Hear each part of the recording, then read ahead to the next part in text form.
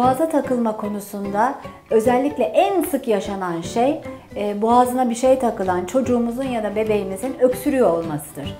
Öksürdüğünü duyduğumuz zaman aslında biraz sevinmemiz gerekiyor. Çünkü evet, bebeğin boğazına bir şey kaçmış olabilir ama kendisi çıkarmak için en koruyucu refleks olan bebeğimiz öksürüğünü kullanıyor. Bu durumda onu rahat bırakarak rahatça ve bolca öksürmesini sağlamamızda fayda var. Bebeği sırtına vurarak, sarsarak, baş aşağı çevirerek öksürük mekanizmasını bozmamamızda fayda var ve bu tür hareketler bebeğin daha derin nefesler alarak boğazına kaçırdığı şeyi daha da ileriye itmesine neden olabiliyor. O nedenle eğer bebek boğazına bir şey kaçtı ama öksürüyor ve kendisi çıkarmaya çalışıyorsa lütfen dokunmayın, sakin kalarak kendisinin öksürerek o şeyi fırlatmasına sağlayın.